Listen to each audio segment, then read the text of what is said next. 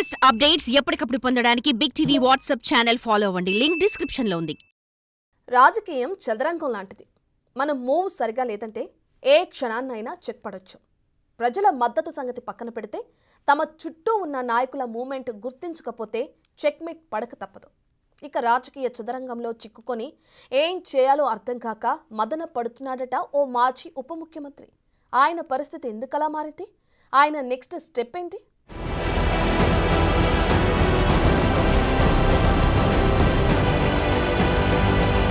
తొలి తెలంగాణ ఉప ముఖ్యమంత్రిగా పనిచేసిన తాటికొండ రాజయ్య రాజకీయ ప్రస్థానం ప్రశ్నార్థకంగా మారిందిప్పుడు. బీఆర్ఎస్ పార్టీపై అన్ని వర్గాల నుండి వ్యతిరేకత వ్యక్తమవుతుండడం, ప్రతిపక్ష పాత్రను సైతం ధీటుగా పోషించలేకపోతుండటంతో రాబోయే రోజుల్లో ఆ పార్టీ మనుగడ అసాధ్యమన్న చర్చ జరుగుతోంది. ఇలాంటి పరిస్థితుల్లో తాను గులాబీ పార్టీలో ఉంటే రాజకీయ భవిష్యత్తు క్లోజ్ అయినట్టేనని భావిస్తున్నారట తాటికొండ రాజయ్య. ఈ పరిస్థితులను ముందే ఊహించిన రాజయ్య ఎంపీ ఎన్నికల ముందు హస్తం పార్టీలోకి వెళ్లేందుకు శతవిధాల ప్రయత్నాలు చేశారంట. కాంగ్రెస్ పార్టీలోని కొంతమంది నాయకులు తీవ్రంగా అడ్డు చెప్పడంతో హస్తం పార్టీలోకి రాజయ్య ఎంట్రీ ఆగిపోయిందన్న టాక్ వినిపిస్తోంది. అసెంబ్లీ ఎన్నికలకు ముందే స్టేషన్ గన్పూర్ నియోజకవర్గంలో రాజయ్య, కడియం శ్రీహరి మధ్య పొలిటికల్ వార్ నడిచింది.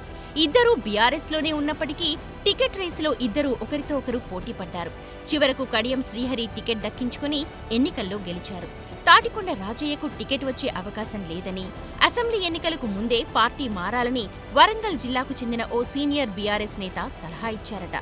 అప్పుడే పార్టీ మారి ఉంటే కాంగ్రెస్ నుండి టికెట్ ఖచ్చితంగా వచ్చేదని, ఎన్నికల్లో గెలుపు సునాయాసంగా దక్కేదని ఆయన అనుచరులు వాపోతున్నారు. ఎంపీ ఎన్నికల ముందు తాటికొండ రాజయ్య హస్తం పార్టీలో చేరేందుకు విశ్వ ప్రయత్నాలు చేశారు. కానీ అప్పటికే కడియం శ్రీహరి గులాబీ పార్టీ వీడేందుకు సిద్ధమవుతున్నారన్న లీకులు రావడం, గన్పూర్ నియోజకవర్గంలోని కాంగ్రెస్ నేతలు సైతం అడ్డు చెప్పడంతో రాజయ్య ప్రయత్నాలన్నీ వృధా అయ్యాయి. చేసేది లేక బీఆర్ఎస్ పార్టీలోనే ఉండేందుకు నిశ్చయించుకున్నారు రాజయ్య. అయితే రాజయ్యను పార్టీ నుండి వెళ్లగొట్టేందుకు వరంగల్లోని కొంతమంది బీఆర్ఎస్ నేతలు ప్రయత్నాలు చేస్తున్నారట. పార్టీ కార్యక్రమాలకు పిలవకపోవడం, ఒకవేళ పిలిచినా తగిన గౌరవం ఇవ్వట్లేదని తీవ్ర అసంతృప్తిలో ఉన్నారట రాజయ్య. ఎస్సీ వర్గీకరణ అంశంపై పోరాటానికి సిద్ధమైన రాజయ్య బీఆర్ఎస్ పార్టీ మాజీలను ఆహ్వానిస్తే తాము రామని తిరస్కరించారట.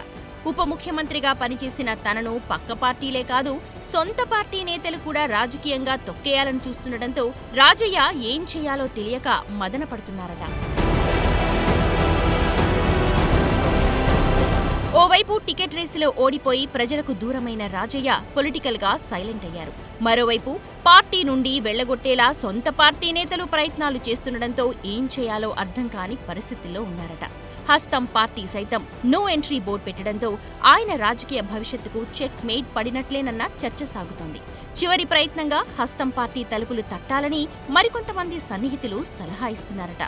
ఏదేమైనా తన తోటి లీడర్ల మూవ్మెంట్ కనిపెట్టకపోవడం వల్లే ఈ రోజు రాజయ్యకు ఈ పరిస్థితి వచ్చిందని తెగజాలి పడుతున్నారు స్టేషన్ గన్పూర్ వాసులు.